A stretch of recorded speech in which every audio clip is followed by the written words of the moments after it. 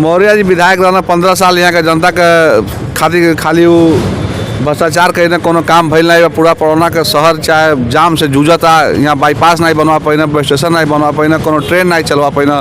मौर्य जी के कोनो काम यहाँ नहीं किया। पहला मुद्दा बा बेरोजगारी का, जो हमार यहाँ के लड़का के रोजगार नहीं बा, पढ़ लिख के बेरोजगार बाटा, उनके कमाए खातिर बाहर जाए पड़ता, दिल्ली बम्बई। उ लड़कन खातिर रोजगार उपलब्ध करा के पहले बात दी तो यहाँ के जो नक्शा पड़ौना के भाव के बदले की कोशिश करी जाए। सबसे पहला काम यहाँ बा बाईपास बनवाल जाए, पड़ौना के चारों तरफ रिंग रोड बने कि जैसे जनता जो जाम से जूझत या पड़ौना के विकास नहीं हो पाता कि बाईपास कम जनता यहाँ से ज़्यादा भारी पैमाना पर बिहार जाला। बिहार के बॉर्डर बा, बिहार भी जाए खातिर पड़ौना शहर से होके जाए पड़ला और कोनो बाईपास नहीं बा। तो इसके पहली प्राथमिकता हमारी यह रही कि यहाँ रिंग रोड बनावल जाए। नमस्कार, हम बानी दिलीप दीवाना, युवा कबीर रउआ देख रहल बानी भोजपुरिया माटी के लाल।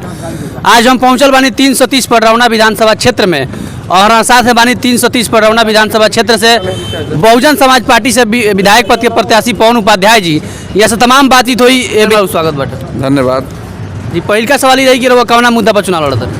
हमार पहला मुद्दा बा बेरोजगारी का, जो हमार यहाँ के लड़का के रोजगार नहीं बा, पढ़ लिख के बेरोजगार बाटा, उनके कमाए खातिर बाहर जाए पड़ता, दिल्ली बम्बई। उ लड़कन खातिर रोजगार उपलब्ध करा के पहला मुद्दा बा हमार। मौर्य जी विधायक रहना 15 साल यहाँ के जनता के खातिर खाली वो भ्रष्टाचार कहीं कोनो काम भइल नहीं। पूरा कोरोना के शहर चाहे जाम से जूझता। यहाँ बाईपास नहीं बनवा पाइना, बस स्टेशन नहीं बनवा पाइना, कोनो ट्रेन नहीं चलवा पाइना।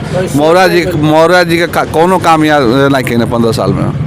अच्छा, रउआ अगर सेवा करे का मौका मिलता पडरौना विधानसभा क्षेत्र से 330 पडरौना विधानसभा क्षेत्र से, तो एक तकदीर और तस्वीर के बारे में क्या सोचो पडरौना विधानसभा क्षेत्र के?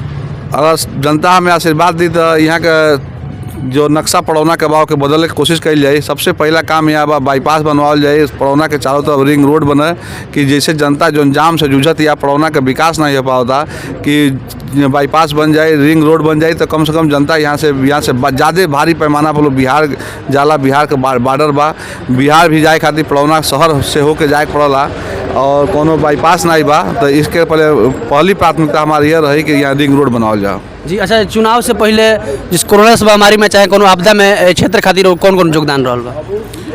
क्षेत्र खातिर हमेशा हमारा योगदान रहा। यहाँ हमारा अखाड़ा चलला, यहाँ अखाड़ा में हर जात हर धर्म का लड़का रहना। उस अखाड़ा से कुश्ती सीख के अपन शरीर स्वस्थ करके आज मिलिट्री में, सेना में, पुलिस में हर जगह अपन योगदान देता था। जी। लास्ट में हमारा चैनल के माध्यम से 330 पडरौना विधानसभा के क्षेत्र के जनता से का कहम का संदेश दी?